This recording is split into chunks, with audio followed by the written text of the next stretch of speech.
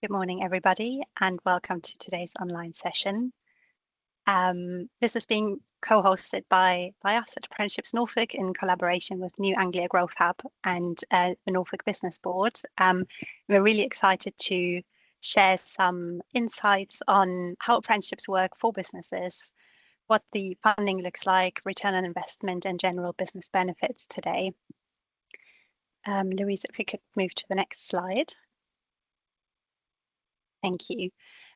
So we will cover basically the essence of why apprenticeships are such a great tool for a business to invest in. We will talk about the business case for apprenticeships, what is in it for your organisation and what is currently available. And we will also talk funding, incentive and financial support to see that we can give you all the support that you need to make that informed decision. And we will have feedback from local organisations that are already participating and are creating apprenticeships in their organisations. Just some general housekeeping before we get started.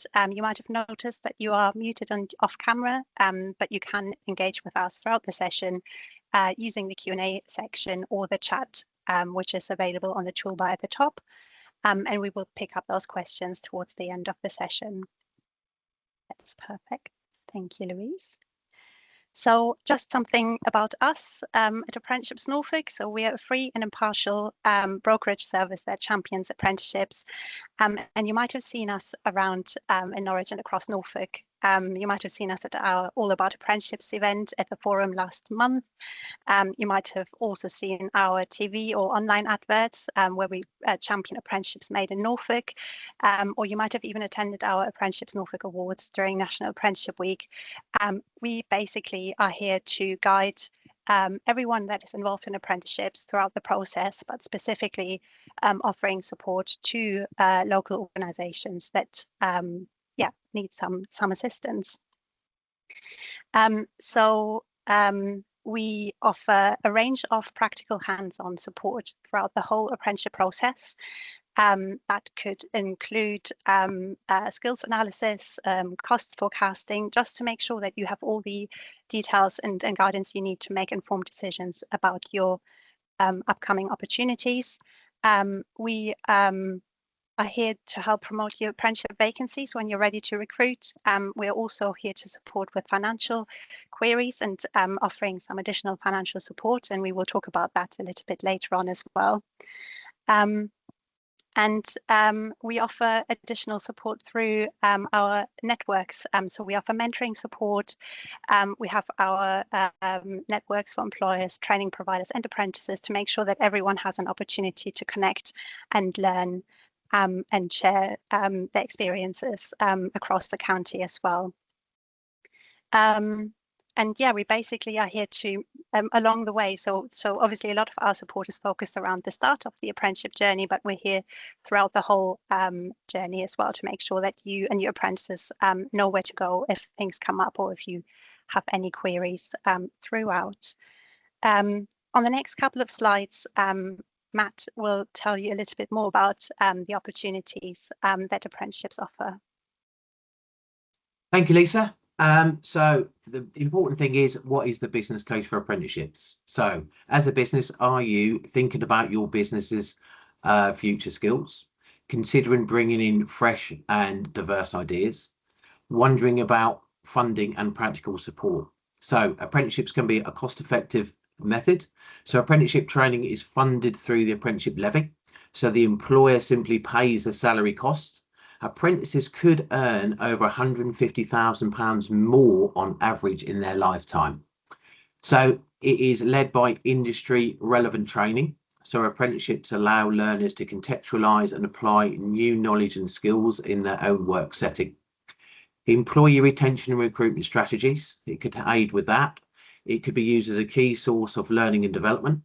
Apprenticeship support increased employee engagement, retention, well-being and mental health.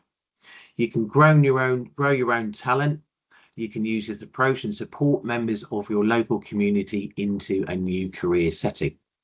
This could benefit all parties and in effect could increase a stronger economy, which could be better for businesses. Next slide, please, Louise. Thank you. So apprenticeships in Norfolk.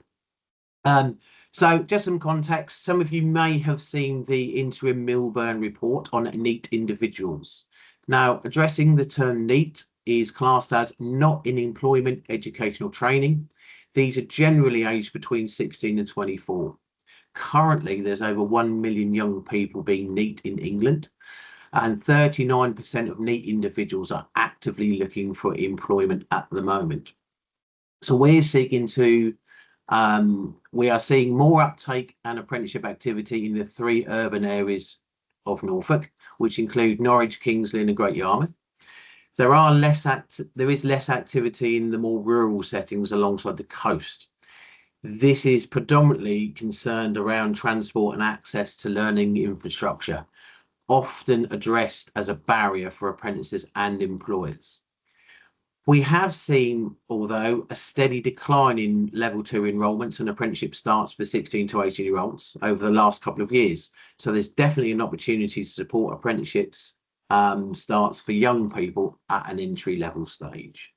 Next slide, please. Thank you. So what's available? So there are over 600 approved apprenticeship standards currently within England. These are all suitable for apprentices aged 16 to plus, and they range from intermediate advanced level 2 to 3, higher levels, levels 4 to 5, and degree levels, level 6 to 7. Now, there is a caveat on the level 7 currently at the moment, where government funding has been removed for level 7 apprenticeships aged 22 or older. But we'll talk about that if you have any questions later on about that. So what's available? So there are some different kinds of apprenticeships which have just been launched. There is a new product which is called Foundation Apprenticeships. Foundation Apprenticeships are 8-month entry-level paid jobs with structured training designed to bridge the gap between education and the workplace. They are targeted at young people aged 16 to 21, up to 24 for care leavers, prisoners and leavers, or those with an EHCP, and provide practical experience and a wage in key sectors. Foundation apprenticeships provide a stepping stone into full-time employment or high-level apprenticeships. They typically require around 30 hours of work and off-the-job training, and you are paid at least the national minimum wage for apprentices. Because they are set at level 2, there's no previous industry experience required. Employees are generally more interested in the work ethic and willingness to learn than formal qualifications, although 16 to 18-year-olds will study towards functional skills in English and maths if they haven't already attained them. So another option which has just been launched are apprenticeship units. Apprenticeships units let the employees use their growth and skills levy for short targeted training instead of full apprenticeships. The initial wave of units requires 30 to 140 hours over 1 to 16 weeks, with learners tested via a provider-led skills test. Full government funding for these units are available for small and medium-sized enterprises or SMEs, while levy payers can fund them directly through their apprenticeship service accounts. Delivery is currently restricted to pre-approved and stronger providers. Fantastic, thank you, Matt. So yes, so my name's Tom. I'm one of the project officers here at Apprenticeships Norfolk, and we'll just kind of go over a bit of the what's in it for you, of kind of, you know, why would you want to take on an apprentice. So as Matt has mentioned, it helps kind of address some organisational priorities. So, you know, whether you are looking to do some succession planning for somebody that might be retiring or leaving, that can help bring somebody in to kind of develop into that role. Introducing a new service or a product is another kind of area that we see people take an apprentice on to kind of help break into that area as well. It increases productivity, you know, kind of long-term resourcing growth as well. So even during training, apprentices can deliver a return of around £2,500, even during their training, and that can be significantly more depending on the level and the apprentice as well. So, you know, whilst there is obviously a period where you need to be developing that apprentice into kind of a fully fledged worker within your organization, they are delivering impact when you bring them on at the same time as well. Obviously it contributes to the economy as well. What we do see, and as Matt's mentioned, with the rural community that we have here in Norfolk, we see a lot of people leave Norfolk and take their skills and experience elsewhere. Apprenticeships are a really fantastic way of making sure that we're keeping skilled workers in Norfolk. They're staying with businesses who are committed to training them up and investing in them, so they're much more likely to stay within that business. Kind of touching on that as well, what we do find as well is that businesses that do invest in apprenticeships often have lower overall recruitment costs, because those people who have been on apprenticeships stay within that organization because they feel like they're supported, there's training available, and they're working for a business that kind of really cares for their development into a kind of a fully fledged member of the team within that organization. So rather than just kind of tell you why the business case from our point of view as well, we just kind of pulled out some stats here of feedback that we've had from actual employers in Norfolk.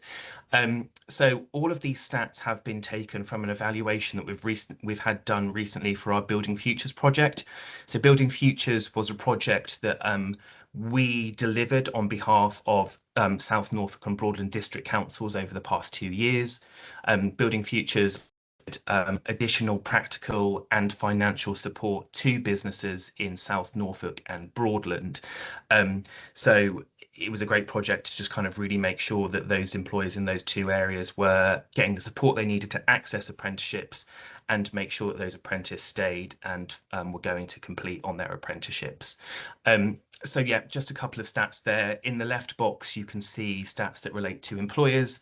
So about 57% said that having an apprentice unlocked 5+ hours during the week for senior members. So, that's a huge amount of time. If you think about, if there is somebody else in the business that can be taking away some of these more kind of entry level or base admin tasks, think of the time that could free up to you as a business owner to making, looking at those long-term plans and kind of developing the business further. 90% said their apprentice exceeded expectations, which is obviously fantastic. About 90% obviously said that for those that were still on programme, they were very likely to complete their apprenticeship. So you can see that that's a really high level of retention, that they believe that they will see it through to the end. And 86 said they'll hire an apprentice again, which is fantastic.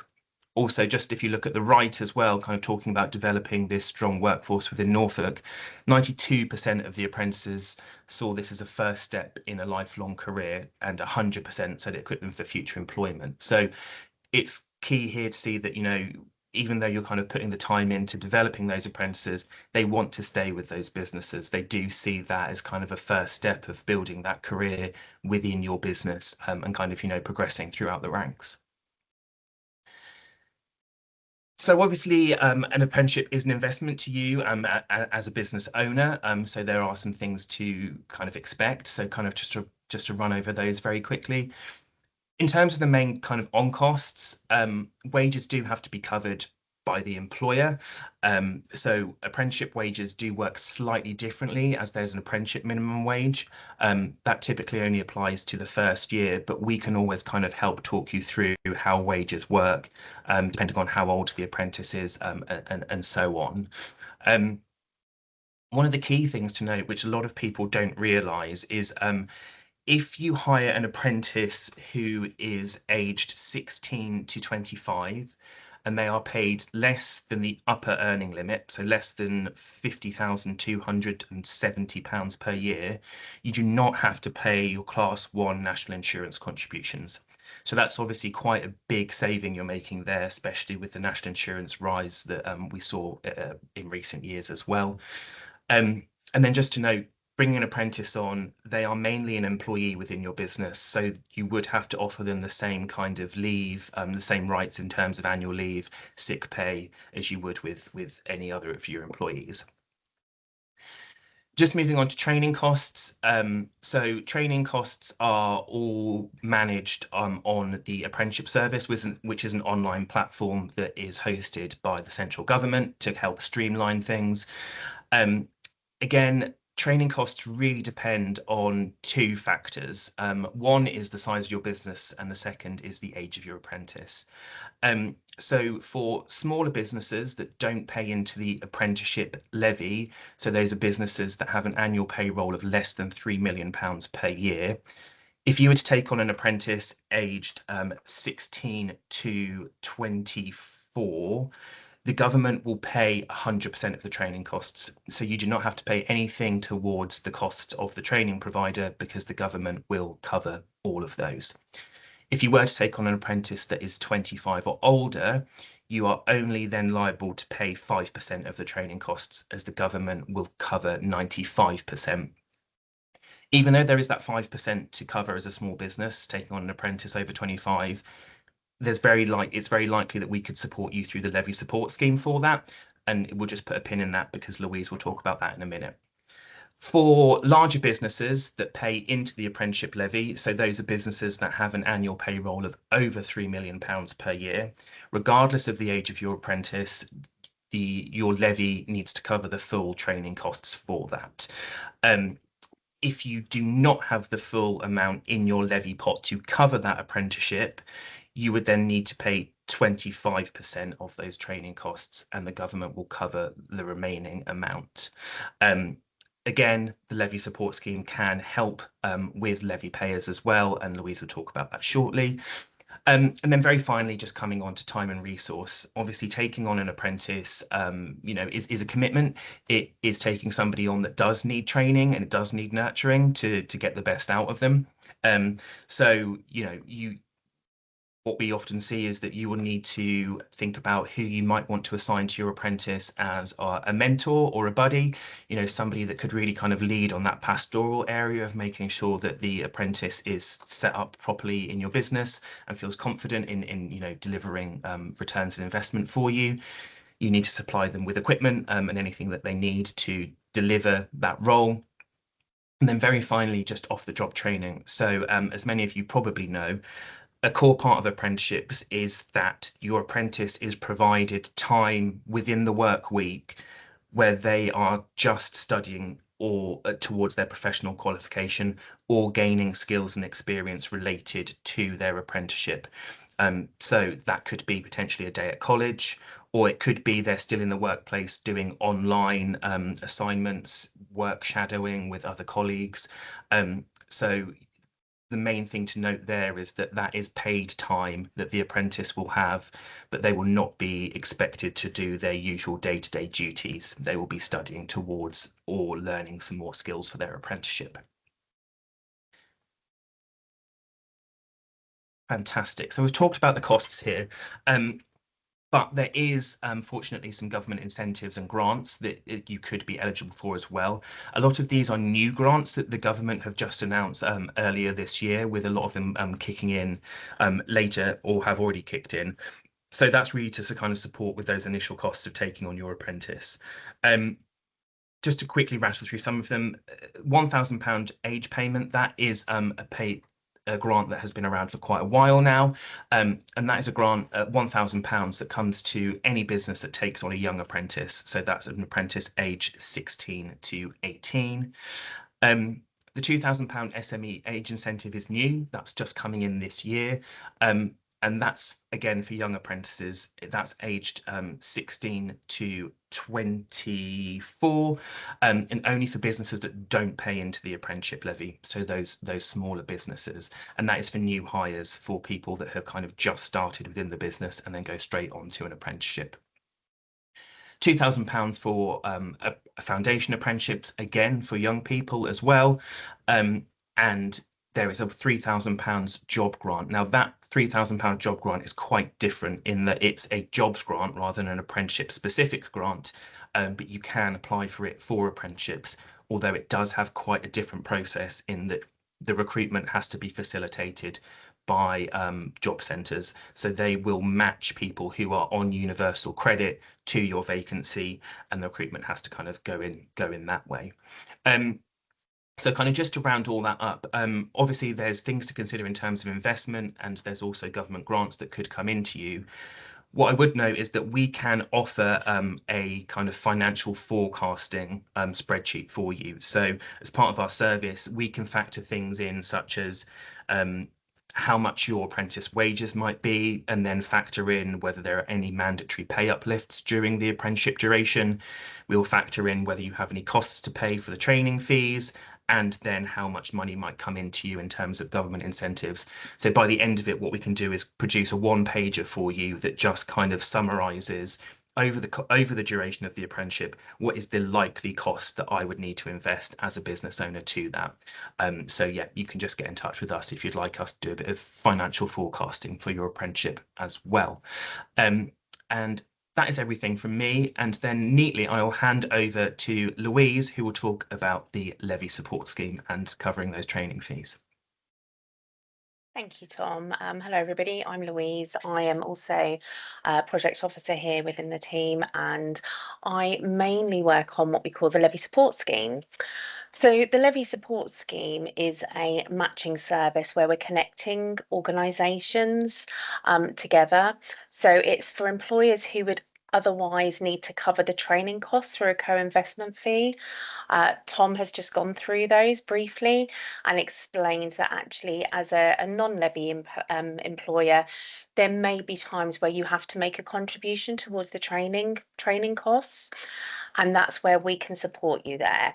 So we have this local matching service that connects organisations to share apprenticeship levy funds. So when you're a large employer, a levy paying employer, you pay into an apprenticeship levy, which can just be spent on apprenticeships. But what they can also do is share that fund, that levy pot that they have, with other employers who are taking on an apprentice that will have a contribution towards the training funds. So what we do here at Apprenticeships in Norfolk is we will match you strategically. You can pop in an expression of interest that says, I've been told that I need to pay a contribution towards my apprenticeship training. We would then pick that up and we would match you with somebody who would be able to support you and actually pay for the training costs. So they would transfer it through that digital account, the apprenticeship service account, which Tom mentioned. It works great because it means our larger organisations can support local employers with training funding. It also creates a valuable opportunity to collaborate and expand and the apprenticeship provision across the region. And we work with organisations that invest in their local supply chains. They want to support new talent within their industries, and it also strengthens the VCSE sector through levy transfers, so voluntary sectors where they might not have a training budget, or any employer that may not have a training budget there to pay a cost towards the apprenticeship training. They're really looking to support those employers to help them grow and build their business. It also funds new opportunities that drives that local skills development, which we've been talking about. The scheme is low risk, it's straightforward. We've built it so it's a simple way to apply for it. You pop in an expression of interest, we pick up the rest, and we do the work behind the scenes where we will match you. We have a brief meeting with you to just explain what happens. It's our job to find a match, and we will then support you in transferring those funds. It's all very transparent. The process is very, very simple.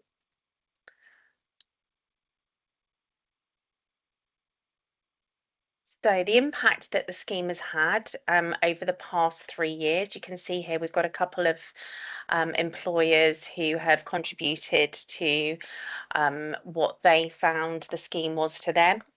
Over the last 3 years, we have transferred 6.7 million worth of levy. So that's been transferred, committed to local businesses within Norfolk. That's supported 705 apprenticeship starts. So that's 705 individuals starting an apprenticeship that had a co-contribution towards the apprenticeship training fee. So that's 705 individual costs not taken to the business. And we supported 292 local businesses on this scheme. So those numbers, what that means is, a business has come to us, they've taken on an apprentice, they then know that this is there and that we can cover the costs, and they've come back again and again. And if we have the funds there, we will always support everybody.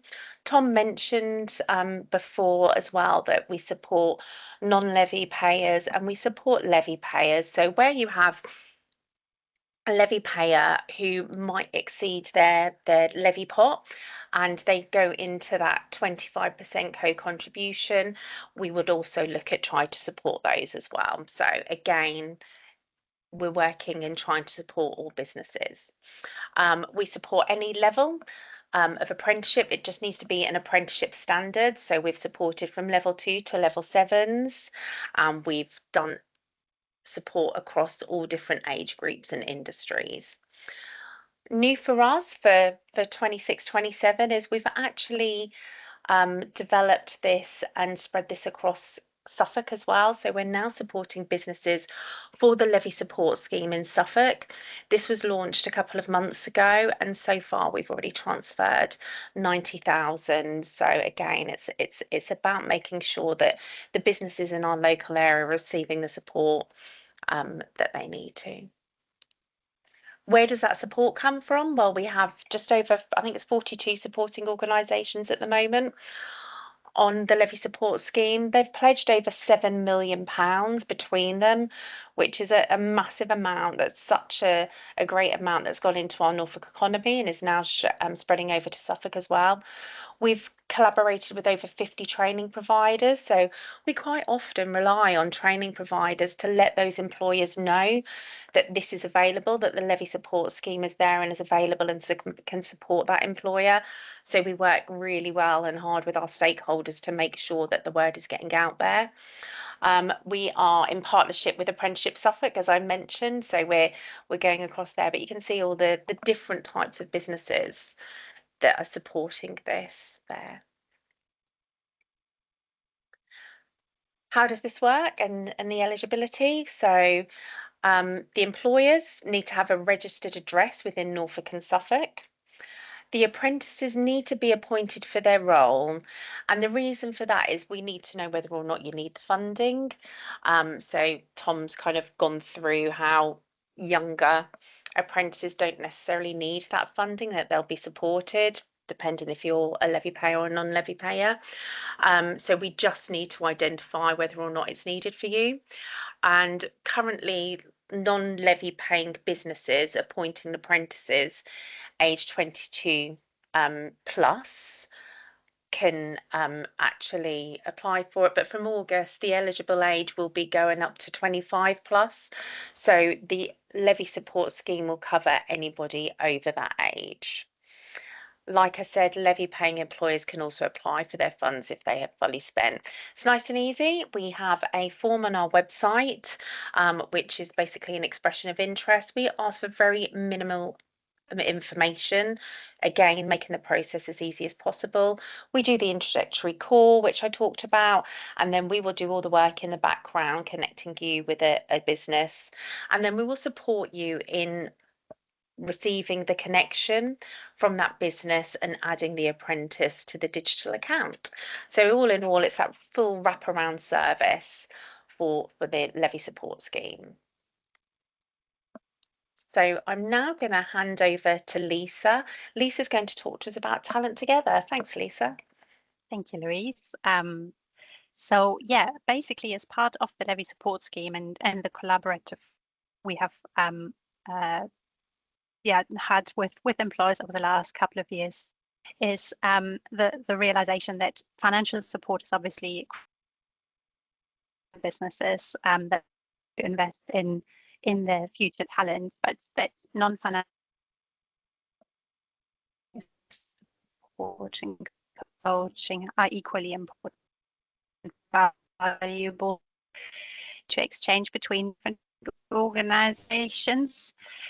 So Talent Together is our Lisa, you're mentoring you're cutting in and out. I don't know referral whether you. Can you hear me? Not really. Sorry. Do you? Can you That's hear all me right. better now?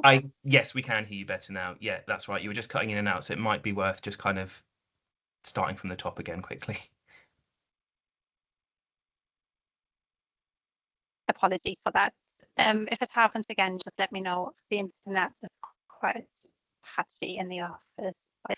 Talent Together is our mentoring referral scheme where we're looking to connect local businesses with experienced apprenticeship professionals across Norfolk, basically to share some external mentoring between organisations. This is basically coming from learning that we have had through Levy Support Scheme delivery, where obviously we facilitated financial support, but people have also expressed an interest in connecting and having some non-financial support through some mentoring interactions as well. So we know that many SMEs in Norfolk may face significant time and resource constraints when they take on an apprentice for all the reasons that we heard about earlier. And this is especially the case where businesses may wish to grow their operations, or they might want to diversify their workforce through an apprenticeship and bring in people who might help in the organisation. So just thinking of, for example, a construction business taking remote. Lisa, I'm just going to take over from you, okay? So Lisa, can you hear me? Sorry, I'm just going to. apologize. Yeah, that's okay. Don't apologize. Sorry, I'm just going to take over because it's quite hard to hear what you're saying. You're cutting in and out. Apologies, everyone. So Lisa was talking about Talent Together. I think we had some of it. We were talking about actually how we are connecting businesses. It's something that we learnt from the Levy Support Scheme, where we had the opportunity to have those levy payers support non-levy payers in a way where they might offer, rather than financial support, but business type of support. So that's where Talent Together has come from. We have found that we've got time poor and less available staff resource. So what we wanted to provide was a way where mentoring new apprentices could happen. So this was especially evident in situations where the employer may be wishing to utilise an apprenticeship to diverse their business, and they wanted to expand into, for example, hiring a digital apprentice to expand the digital marketing element of a non-digital business. So that's could be something like in construction, where they wanted to grow a section of the business.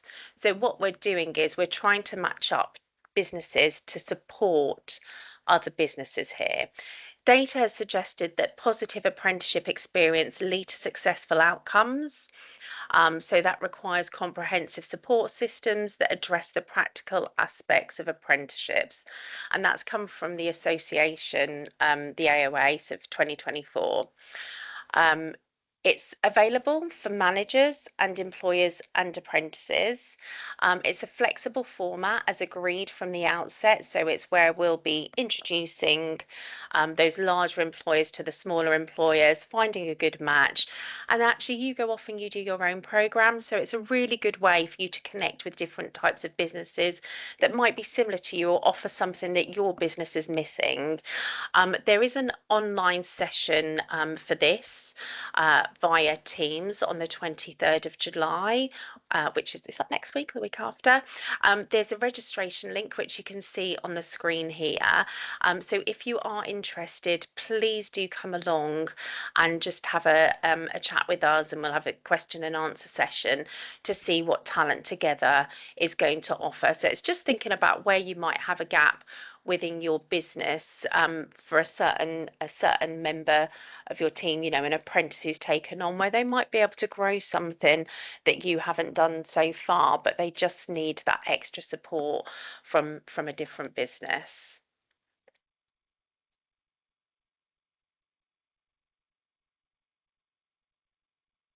Right, Lisa, are you okay to talk, or do you want me to carry on? I can try if you can hear me again. Can you hear me okay? Yeah, we I can. Yeah. We can hear you for Okay, now. perfect. That's great. Apologies for that.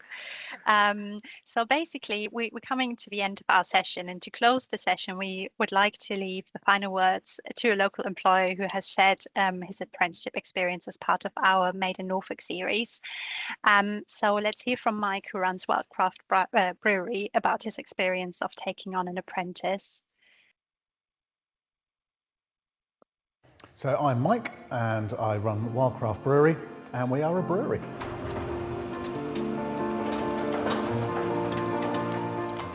Once Apprenticeships Norfolk got involved and took me through the whole process, showed me how easy it was, showed me the sustainability within the employment because of the grants that were available, it took all that weight off our shoulders, and we were just able to say, yes, we can go for it.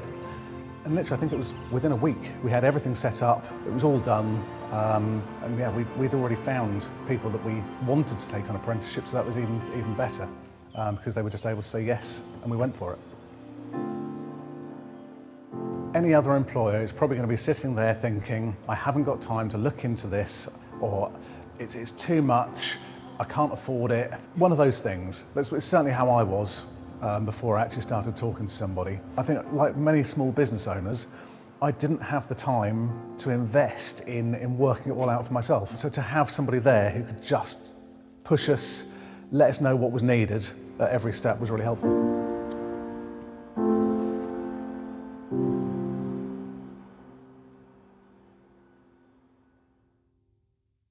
Fantastic. And this is only one of many employer stories that we have recorded as part of our Made in Norfolk series. We've got a whole library on our website. The link is on the next slide. Yeah, if you scan the QR code, it will take you straight to our website. But obviously, we'll share the slides with you afterwards as well, so you can take a look at your own leisure. Amazing. Thank you, Louise. Brilliant. So yeah, this takes us to the end of our presentation. We would be more than happy to take any questions you might have. So feel free to add them to the Q&A function or pop them into the chat. I'll also post the registration link to next week's Talent Together session in there if you wanted to sign up to that. So that will come out shortly. And perhaps to kick off, because I can't actually see any questions just yet, to kick off, Matt, could I ask you, where should an employer start if they're interested in kind of starting their apprenticeship journey for the very first time? What should they do? Well, I think the first port of call is if you haven't got a training provider, we don't know where to go. You can email us through our website, and that will come into our team, and we will pick that up. And depends where you are in your journey. If it's a full skills analysis, then I'm more than happy to come out and visit your premises to have a look and see what you have available, and to really do a deep dive into what you're looking for. What are the best routes for you at that stage, and then we can actually support you through the whole process. So we can talk about what the best standards are. We can, as a free and impartial brokerage service, we can give you some options of training providers that provide those specific routes. We can talk about the financial benefits for the business as well, and then we can follow all the way through the process with everything that you've heard in the presentation previously around levy share, if that's going to be an option. We can talk about the grants and the funding that's available, and we can also help support you with things like the apprenticeship service system, because it is a bit of a minefield out there, but we can support you through the whole process. We can also support with the vacancy promotion as well, if you're looking for an external candidate. So we can promote that through our social media channels and through our networks as well. And then following that, we can also support through various forums and networks we have, like provider forums and employee network performance. I think that's everything, Lisa. That's great. Thank you, Matt. And I can see one question in our chat, which is around how we might be able to help with the course selection. And obviously you touched on that at the start, Matt. But basically, that's completely correct, Anne-Marie. So we can actually, we work really closely with our local training provider network. In fact, this is also part of our service. So we have a good understanding of the training provision that is currently available and the delivery styles that the different providers offer. So we can give an overview to the employer to give them all the details they need to make an informed decision on which provider would work best for that particular apprenticeship opportunity. And maybe also to say, because I'm not sure we actually touched on this, but apprenticeships are available to new recruits, as we discussed, through vacancies, but they're also available to existing members of staff who are wishing to upskill and progress their career. So that is a really nice way to support the workforce as well. That's great. I'll just quickly double check if I've missed any questions.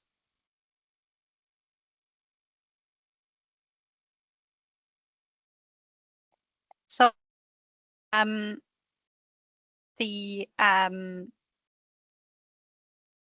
what happens, so in terms of getting started and kind of onboarding and enrolling an apprentice, Matt, could you tell us a bit more about how we can support employers further down on their journey as well, if things might become a little bit more tricky, or if there might be any challenges later in the process?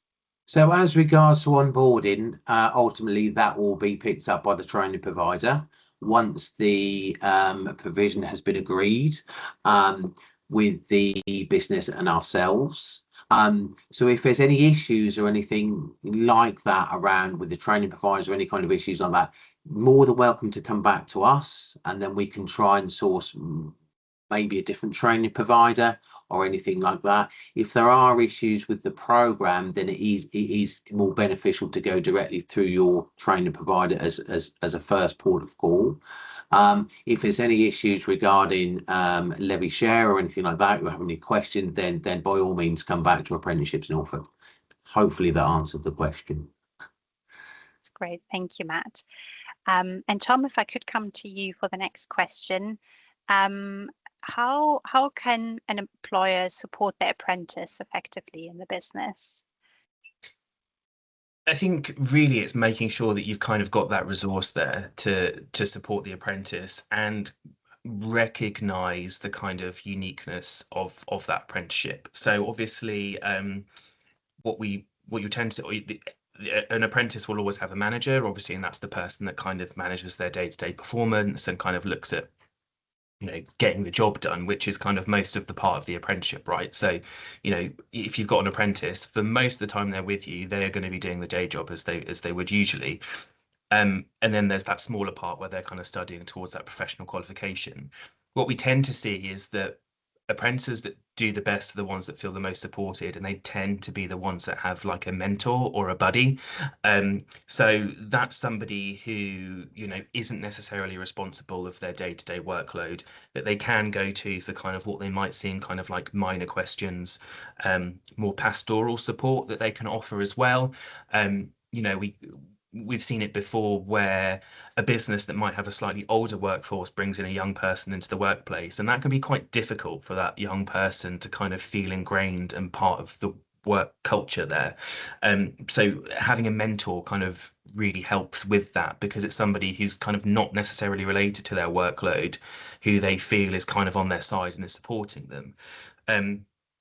Obviously, we've got Talent Together that we're just launching, which is a fantastic opportunity to have some peer mentoring from an external organization. We do realize that, I think when you think of mentoring, you think of big companies that have a lot of people that can have a mentor. So it is difficult in small businesses, and we're aware of that, because quite often there isn't the amount of resource in the business to have a separate manager and mentor. So managers have to kind of tread this fine line of being manager and mentor. So, you know, getting involved with Talent Together is really helpful. We are also at the moment looking at developing some free e-learning modules on mentoring and other things to kind of about getting support with apprenticeships, getting set up. So they're really designed for people that are new to apprenticeships, that want this kind of one-stop shop where they can go in and complete some free e-learning. We're looking to make them really bite-sized, kind of short 10-15 minute modules. So yeah, we've kind of got some things that we've got going on that can really make sure that you feel confident in taking on an apprentice, because obviously we do realise it is an investment to make, especially if you've not taken on an apprentice before. That's excellent. Thank you, Tom. And I think it's worth saying as well that every apprenticeship journey is slightly different. Every business has slightly different priorities, and every apprentice will be different as well. So we understand that it's a very unique journey that you will find yourself on as the employer, and we're here to help you navigate the landscape and make sure that you have all the information available to take that journey and make it a successful one for you and your apprentice. So the first port of call would always be to get in touch with us.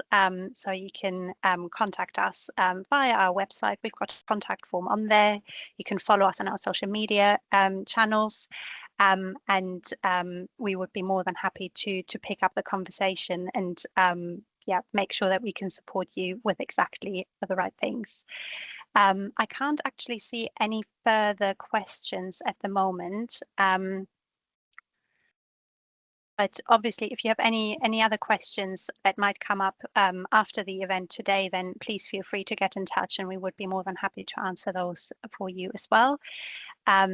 So for now, I would say thank you very much for joining us this morning. We hope you found the session beneficial. And yeah, if you have any questions or would like to get in touch with us, then please contact us, and we would be more than happy to have a conversation with you. Thank you.